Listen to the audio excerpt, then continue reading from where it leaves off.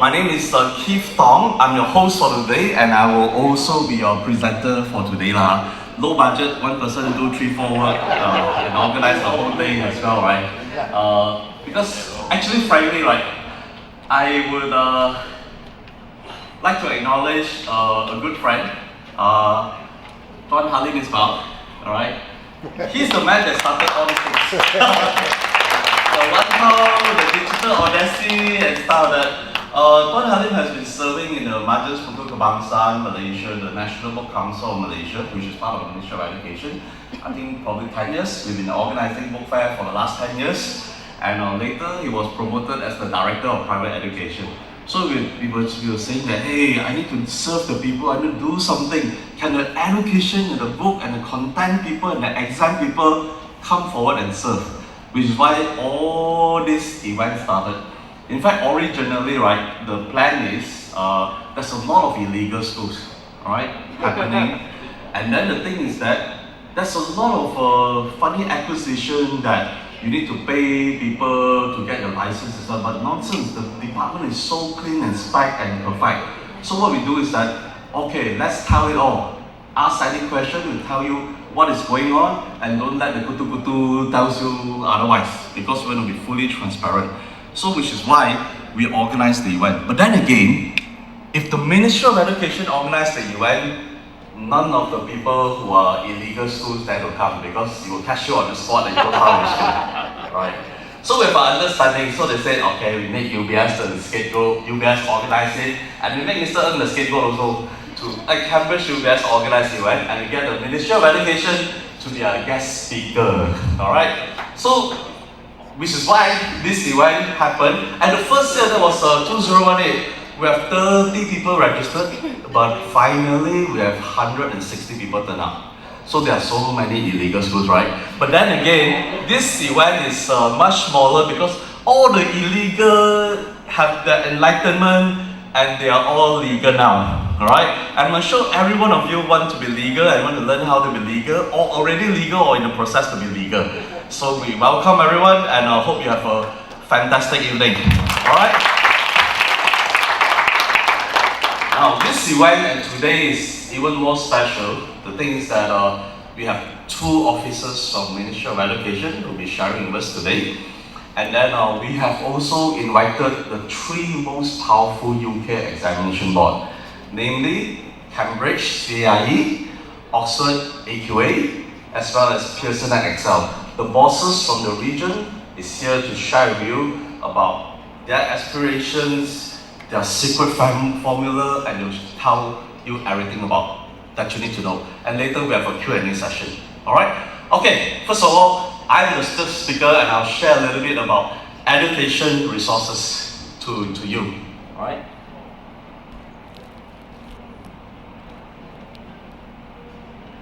Okay, we are a university bookstore. We are a small little bookshop started in 1958. We are 65 years old now. I'm not 90 over, I'm the second generation, okay? Because every time I start the presentation, they say, well, you're 90 plus, I want to know what cream you use because 90 something also look like that.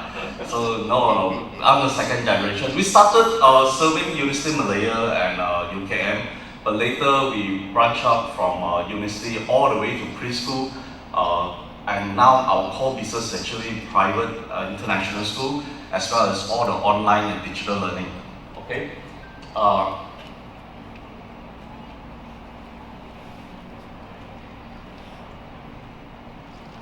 Tak gerak.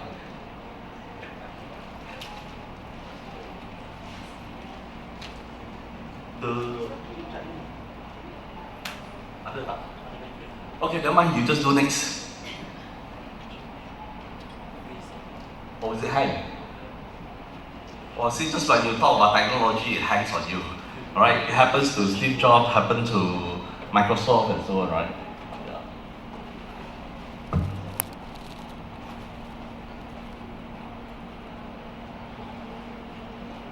I'll put presentation mode.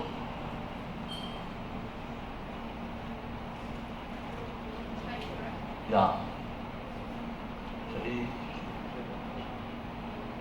I hope all the other slides won't have this problem. Okay, so this is a little bit about me, but it take too long, I'll just skip the slide. Okay, so firstly, I'd like to share about some of the resources that is commonly used in the international schools and what is commonly used. And over the years, we have learned from the feedback from the various examination boards and the schools. Many of the schools and our customer ask us, we need additional resources for global perspective, for general knowledge, and so on. So we hope that some of these resources can actually support the students and the school alike. Now, News Bites is something that is really new and cool. Actually, it's developed in Singapore on the request from Hong Kong and China. They are one of the earliest adopters of technology. But they find that for children, especially in primary school and lower secondary school, they want them to read physical stuff.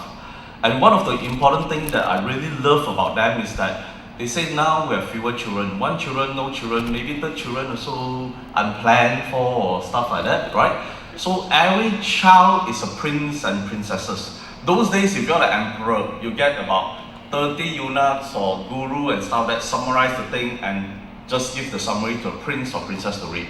But nowadays, we just get 30 editors in London to curate following the UK and the global syllabus, and you have bite-sized news for your children. So everyone, your children is like an emperor, okay? And that is News Bites. In your bags, there are some samples. It can be used as a reading program. It's very effective. It's released on a monthly basis. So every month by the 30th, we stop and we gather all the news around the world. And within the first week, we compile a newspaper, and the second week, we release into the market. Okay, BBC Adapted Reading Program. BBC has many companies, more than 21 companies. But the most powerful companies they have is Science, History, and Nature. But we Asian is not going to buy 3 magazines. So what we do is that we take the best of the Science, History, and Nature and combine to one magazine. But the good part about this is that every article and most of the article, there's instructor's manual, there are marking schemes, there are worksheets, so that if you're a teacher, anytime they ask you to do something or exercise or reference, you are always on call and you are always on demand, which is why these resources are pretty good for you.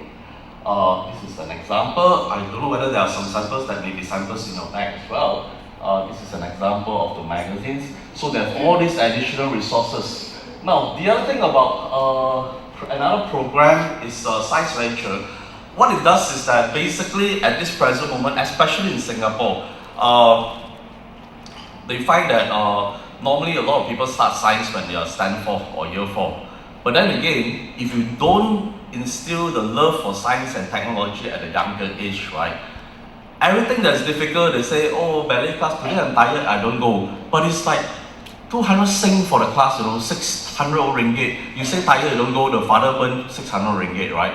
But then sometimes you cannot force your child because they cite mental health, you back off, alright? So from the beginning, from preschool itself, we use graphic novels or comics to address the difficult subject like science, technology, and STEM. So that, like say for example, the chichat or the lizard drop the tail. What should we do? The 3-year will tell mommy, what do you think we should do? The tail will grow back, it's a decoy, they will come back to fight again. Let's draw the tail together. So they like science and they tell the story like say, Mom, why do you yawn? The 5-year-old will explain to Mom why you yawn. Daddy, why do you cough? They explain. And then they say, Chache, she can actually stay awake in the class with the eyes open. How do you do that? The 7-year-old will tell Grandpa, she got a goldfish syndrome. Her eyes are always open, but she's not recording. Then the grandma will say, yeah, your grandpa is always doing that. I tell them 5 things, 3 times he's not recording, he only recorded 2 times. So the family laugh about it and the kid feels so good about it. They keep on telling the people and they are enjoying themselves. So that is the science adventure bit. They have a lower primary and an upper primary deck, which is why to encourage kids to love science from the very beginning. This is my example. They basically have 85% graphic novels, and if you look at the bottom, 15% non-fiction. Alright? Okay, the other program is I Love Reading program, especially designed for Key Stage 1, 2, 3, 4. Lower primary is basically get you to enjoy reading and exposure to all kinds of stories It's more like a guided reading program, and the best seat in the world is on your father's lap or your mother's lap. You will remember for life. That is the most comfortable, where you feel that you've been embraced, you've been cared for. That's the best seat that in your old age, you also remember the day that you're sitting on your parents' lap. Alright, then you have the I, which is the kids are getting more independent, like standard 4, 5, 6. They think that they know better than the teachers and the parents at that age. Sometimes we need a lot of convincing. But by the time we reach secondary school, inspired and I think, we are using a lot of big data. Alright? We are actually going to big data where we actually look at the kids' age group, what are they searching on the internet? And what you search on the internet will be our publication program for you. And not only that, each and every article, they will tell you this essay is descriptive, expository, personal recount, whatever, which directly correlates to the exams that you're going to sit for. And not only that, there are a lot of examples of how a student would have written an essay and how an examiner would have written the essay and what are the essay points that's given marks and not given marks. Because in Singapore, you have to win the teams at PISA number 1, 2, 3. Alright? Because the population is so small. So when you win the teams at PISA, you can export your product to 100 countries. So they take exam and scoring A really seriously. Like my uncle in Thailand tells me, he always remember tell your kids they're Asians, no B's, only A's. That kind of thing. So it's like tiger moms, tiger dads, and so on. So this is a very cool and interesting program. I think there may be some samples there. Alright? This is how it looks like. The topics is very trending and current. Alright? Like I always like to share one of the program is that year was really hot. So everybody get pimples. So when we have a program on pimples, right, the kids memorize the whole magazine actually. Akil, can you please close the door at the back? Okay, there are some local books, there are some digital resources that we share. There are e-books, there are databases, there is AI-driven resources, like say, the AI-driven resources is that when you sit for a test, whether maths and science, the computer will follow you your whole life. That means what you're good, what you're not good, where you've regressed, where you've progressed. You don't need to do the same exercise 100 times. Like sometimes we go to Chinese school, we have a lot of repetition or rote learning and stuff like that. But if you're good in that area, the computer let you go out and play, and then you only learn what you don't know. Alright? Okay. 3 main programs that we share that is most relevant for international school. We say there are about 30 over digital programs, but then the things that you can't buy anything, you can't subscribe everything and such. But the most powerful thing, the number one thing that we are always promoting is Britannica. Because 260 years of content, it mapped directly to the curriculum. If you're running a British school, it's mapped to the British school. Say you standard 4, you study about ants. Immediately after that, you look at the diagrams of ants, the videos on ants, the general resources of ants, the pictures of ants, the primary resources for ants, the R&D resources for ants. You have everything. And the teachers can network with teachers from all over the world as well about ants. So it's like what kind of media you want to learn is all there. Alright, it's really helpful. The other thing would be press reader. Press reader generally at this present moment, frankly, many the tier 1 schools are using. It's like 7,000 newspaper and magazine. Especially if your school has a lot of expat parents. Like say for example, Garden School, one parent told me, I'm from German. I drive past the school, I touch the internet, I can get the Austrian newspaper, the German newspaper, the German football club magazine and stuff like that. I'm very happy. I always want to send my kid to school on Monday. Once I touch the internet of the school, the next 7 days I go anywhere in the world, I download my German newspaper and magazine. Alright? And I do business, I download the Forbes magazine and so on. So it will help the parents, especially those of you who have many international expat parents, is very good. And finally, the National Geographic is really cool because generally it's an edutainment kind of thing. Those days when you have a National Geographic, one yellow spine or one yellow magazine thing, you are considered orang kaya or rich people, you have a yellow spine in your house actually. But then it started from 1888 until today. Every issue of National Geographic is there. The videos of children videos, the magazines, the e-books of National Geographic is there. Because sometimes people say, I read a lot of academic stuff every day. Can I have a little bit of relaxation and kind of a branded things, more of edutainment and stuff like that. So English Central is a program, especially now the trending is that a lot of us send our kids to the local schools for Bahasa Ibunda. I want my kid to learn Mandarin, Malay, and Chinese and Tamil before I send them to international schools in secondary school. But then again, the rest of the classmates have all done everything in English for the last 6 years, and then you come in, you want to be on par with them, it's very difficult to catch up. So what to do is that we actually use YouTube English based on the genres and the topic that you like, and the AI will prescribe the video for you to learn, and it's marked instantly on the cloud, but you need internet connectivity. So most of the schools that uses it, those that Suri schools that move into international schools, right, within 1 year, right, year 7 they use it, they only use it for 1 year. By year 8, everybody on par with the rest of the class already. It's very effective. Okay, then there are others like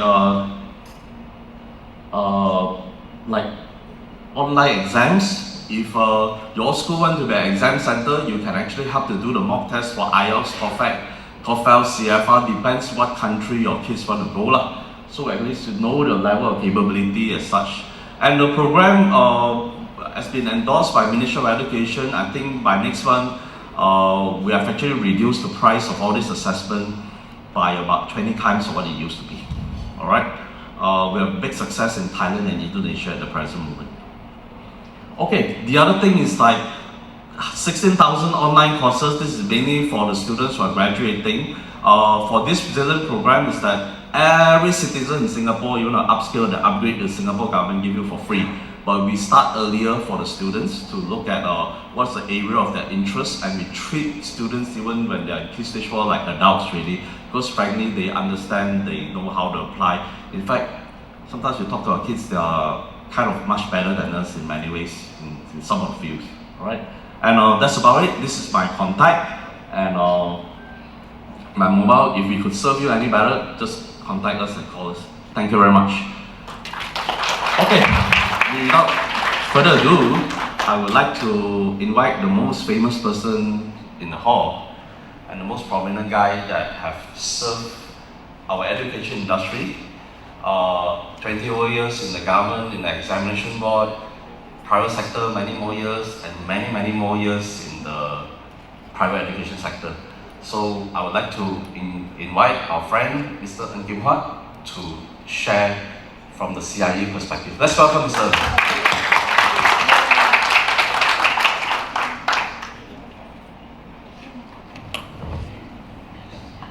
Hello, thank you. KLIBF has always got a lot of kind words for me. So, of course, I was with the Ministry of Education for 20.5 years. 2 years in Ghana International School. This is my 23rd year in Cambridge exams. So I just want to share with you my journey through education, 40 over years. So what I want to share with you today is the Cambridge International Curriculum. Yeah? How we benefit, how students will kind of like benefit from doing the curriculum. We've got 100 over schools that do the Cambridge curriculum. Yeah? So I've got about 10 minutes. I can talk for 2 hours, yeah? But I'm going to run through this very quickly. Yeah? So I just want to say thank you to Majlis Buku Kebangsaan Malaysia, yeah, for organizing this forum. So I will start by, people always ask, yeah, how good is good? Who in this room, you know, dares to claim that you have the best curriculum in the world? Anybody here? My curriculum is the best. If you do that, I feel very sorry for you. Yeah? No curriculum is the best. It is always fit for purpose. Yeah? Fit for purpose. In other words, you see the profile of your students, what curriculum suits the curriculum the best. Yeah? So, but it is still important to define what is good. If you are an exam board provider, if you are a curriculum provider, you have to develop a good curriculum. A good curriculum. That's the best I dare to claim. And I think the Cambridge has to be a good curriculum. Lots of thinking, lots of good, lots of current knowledge and all have been put into it. Yeah? So I just want to define how we build our curriculum.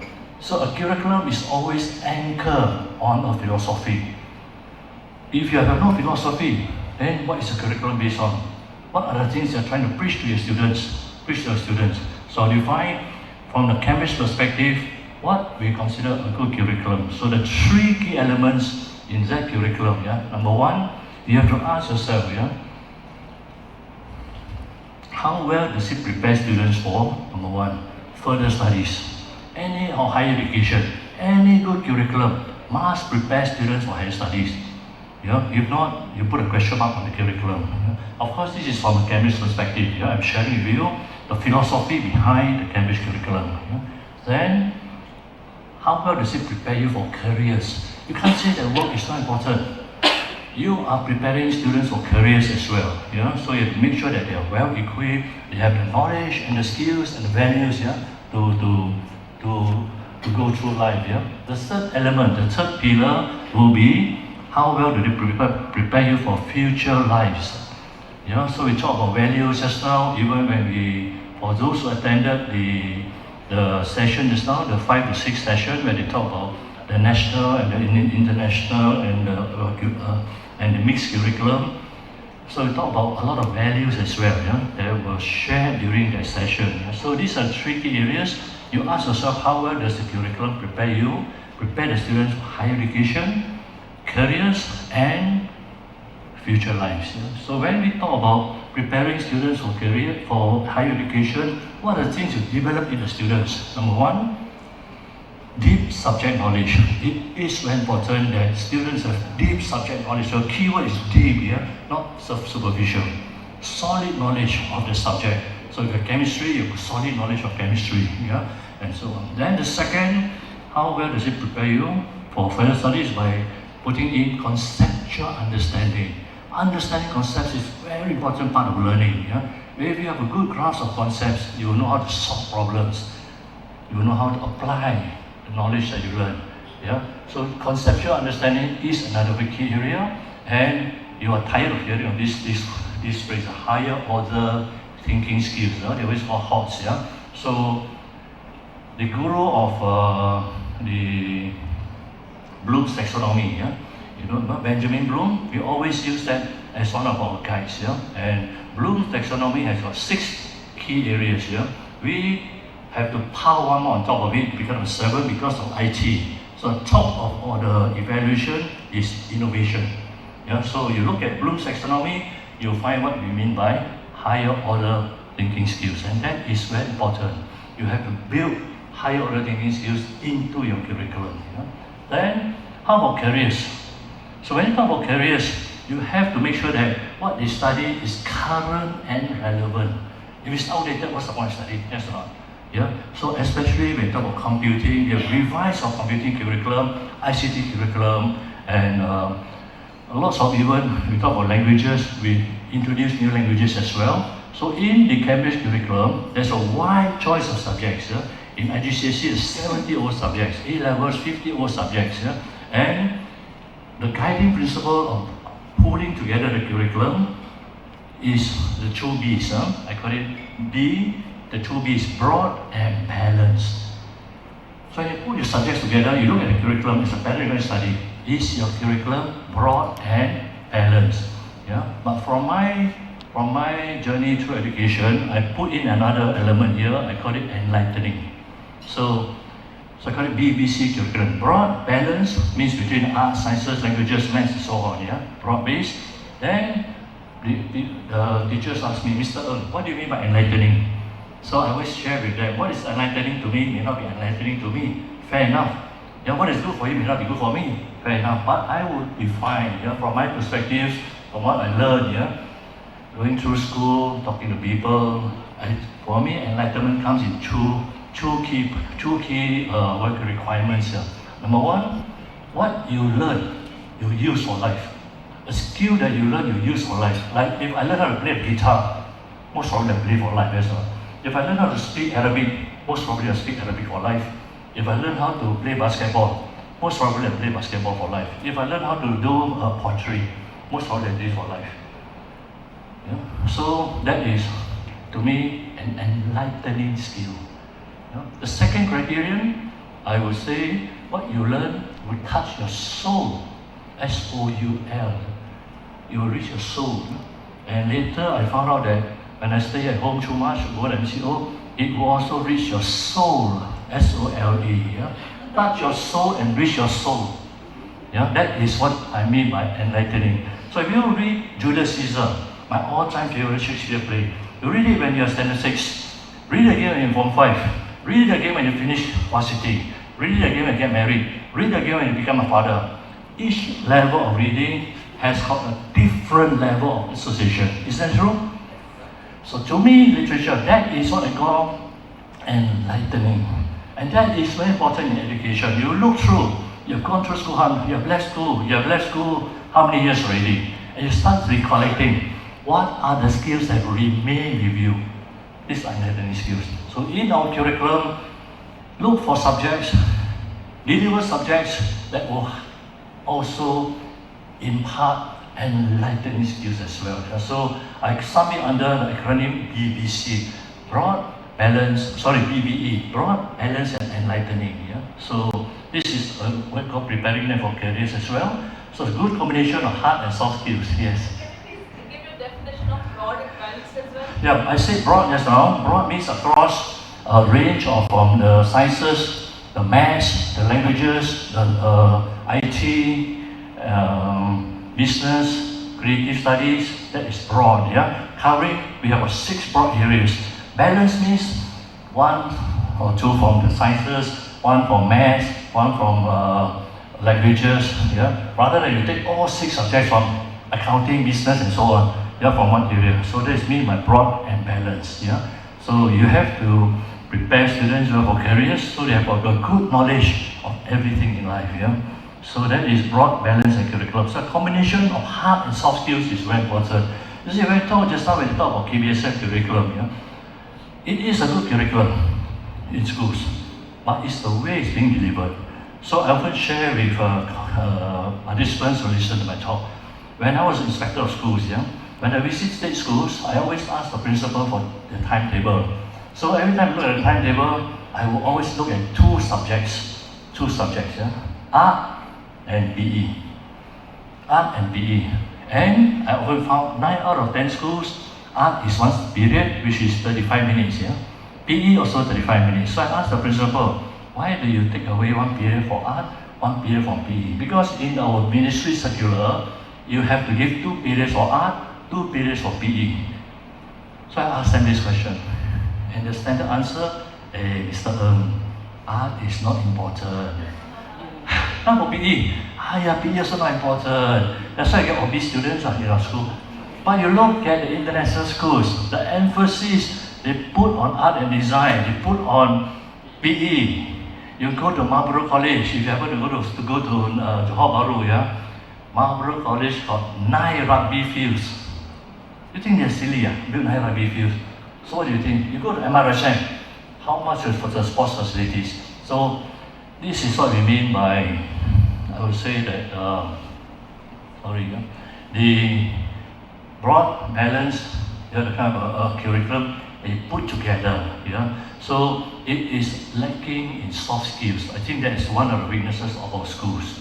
They don't give enough emphasis to soft skills. Yeah? And soft skills are very, very important. Yeah? They have a good balance, so to answer your question just now. Yeah? Broad, balanced, and I also share with you what I consider as enlightening. Yeah? So that's how we prepare them for careers. For future lives, you have to develop, that's why we're talking about thinking skills, a skill with values, moral values. Yeah? So how do we imbibe knowledge into our students so that when they come out, they become good citizens who have respect for others, good manners. You'll find that nowadays students, you hold doors for them, they don't say, you hold the lift for them, they don't say thank you. They're always looking at the phone, they don't hold doors for you. You know, what kind of values are we teaching students in our schools? Yeah? So what are the 5? So preparing them for future values, future lives, we develop 5 very strong values. Yeah? There are so many values, 40, 50, 60 in the curriculum, but we pick up 5 that we consider are key and very strong, powerful values. Yeah? One of which, we look at it, the confident learner. Just now we will talk about deep subject knowledge, confident in your subject knowledge, confident with your maths, confident in your physics, then you will do well. You know, confident learner, you have good knowledge of the subjects that you're learning. The second one, the responsible learner. Every one of us has our own responsibility. As a student, you have your own responsibility. As a teacher, you have your own responsibility. You're not going to class 10 minutes late and leave 10 minutes earlier. That is not the definition of a responsible teacher. Yeah? So, same with the student. Yeah? You have to be the responsible student. Take charge of your own learning. Yeah? Then, the reflective learner, always asking, how do you improve? Yeah? So I remember when I joined the inspector of schools, my unit head asked me this first question. Hey, Mr. Nkang, I asked you one question, yeah? And hey, you look very young to be inspector of school because I have a grey hair at that time, yeah? I was in my 30s, so he said, can I ask you a question? He said, what would you consider to be the biggest room in life? Louder, yeah. Louder. Room for improvement. Room for improvement. That is the reflective learner. Yeah? The biggest room in life. Yeah? So it's hold on to it. So even I've been in education 42 years, yeah? I'm still learning. Yeah? And at our last IGCSE workshop, there was this teacher who was a trainer for chemistry. So we coined this quotation. Yeah? The best teachers are always learning. Yeah, sounds good as well. Yeah, the best teachers are always learning. So, yeah, so it's very important. Yeah. Then the innovative learner. You cannot run away from ICT. Yeah, you have to embrace ICT in order to, like what Keith shared about just now on the digital resources. Yeah. So I remember like 20 years back, yeah, the strong advertisement, American Express, don't leave home without it. Remember this advertisement? Now who wants a credit card? You don't need a credit card as well. But the more important thing is, don't leave home without this. Yes. Right? So many years. Yeah. You don't need a credit card. Yeah. So that is how innovativeness, yeah, technology changes our life. Yeah. And the final but not necessarily least important, the engaged learner. You have to contribute to society. Make the world, as you say, yeah, make the world a better place than you first found it. Yeah, before you leave the world, make it a better place. Engage learner, contribute back to society. So these are the 5 values that we put into our curriculum: the confident learner, responsible learner, the reflective learner, the innovative learner, and the engaged learner. So quite often I say, when you pick the first alphabet from each of these attributes here, you will get CRRIE. You just think how do you pronounce that? So I always say it's cry. CRRIE. On paper it looks very easy. Many things on paper look very easy. Try and do. You literally have to cry. It is not easy. Yeah? You work in a school, you know how tough it is to impart values, to nurture values into students. Yeah? So these are about very 5 strong attributes that we put into the curriculum, embed into the curriculum, so that it becomes a good curriculum. Yeah? So then this is a Cambridge pathway. So some schools we start from early years. September last year we launched an early years program. Yeah? 3+, 4+. Yeah? So officially the syllabus will be ready for teaching this September. Yeah? So we all early years, then you come to the primary, lower secondary, IGCSE, years 10, 11, followed by A levels. Yeah? So some of you do a curriculum. So this is what we call a curriculum continuum. Yeah, UUM, a curriculum continuum. And it makes it easy for the school to implement the curriculum because the progression is very smooth. Yeah, you finish one part, next leads to the next part. Yeah, okay. Then, okay, I'll share with you. We started IGCSE in 1988 through Cambridge Exam Board, but I won't go through that much of this. Okay, some of the key benefits I say, modern syllabuses. Yeah, it's very important that what you study is current, yeah, and of use. Yeah. Then suitability for all students. International recognition is very important. And I just want to highlight here, we'll talk about it. For any syllabus to have good recognition, you have to single out these 2 keywords. Yeah? This word is very important word. Rigorous. Anything, any syllabus that is a good syllabus must have intellectual rigor. You make the student think, you challenge the students. So remember I talk about hot and high level thinking skills.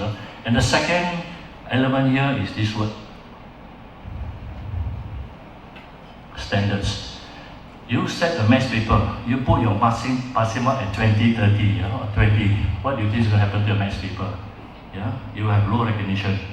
So setting the right standards is very important. So in the Cambridge curriculum, if you get an A star for your IGCSE, you really deserve the A star. We can stand by your A star. They're really an excellent student.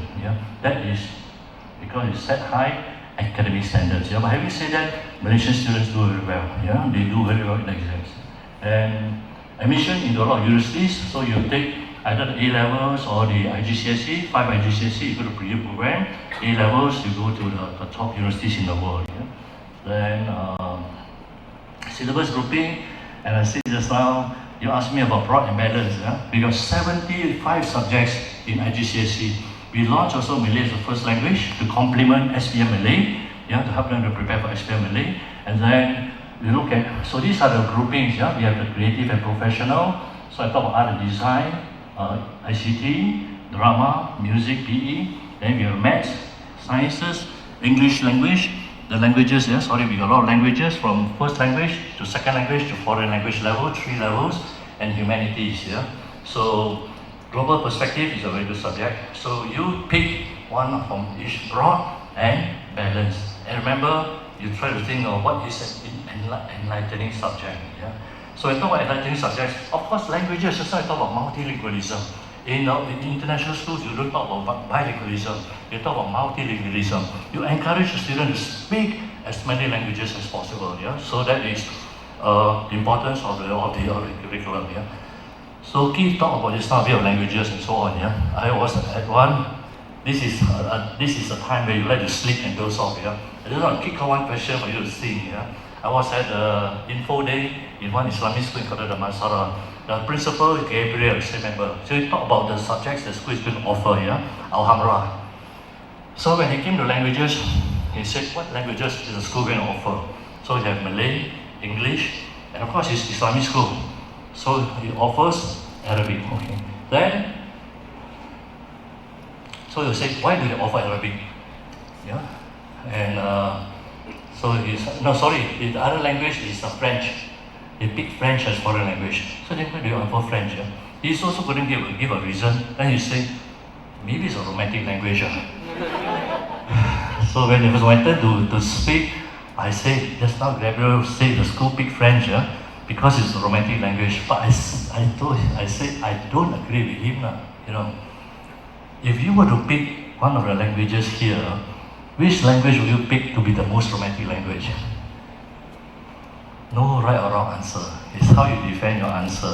But Keith said I don't have much time left. I'll run through. I will pick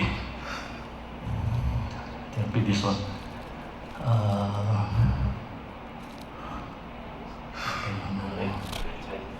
This one. I will pick Mandarin. Then you say, why do you pick Mandarin? Of course, I say it's empirically and scientifically proven as well. Which country has the largest population? That is my rationale, and it's being overtaken by Hindi. So Hindi is actually the next most romantic language in the world. How can you make babies if you don't have a romantic language? So anyway, so that's my rationale.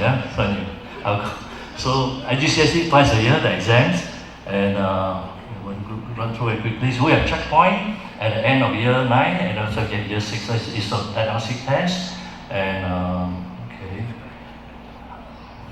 there's also the primary curriculum, and this is the publishers that we endorse. Cambridge University Press, Hodder, Marshall Cavendish for Maths and Science, and also Collins. So when you buy textbooks, buy endorsed text. And a lot of support for teachers, curriculum and teacher support that we organize, that we run through to help teachers to better teach our curriculum. And these are resources that we provide for our teachers, one of which very important is actually the mark scheme. So I think the battery is running The mark scheme is very important. Yeah. So this one, yeah, mark scheme. So I think. So with that, that is our.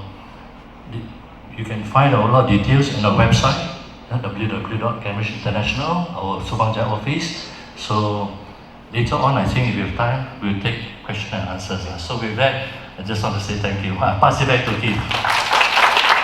Thank you, Mr. It's always engaging.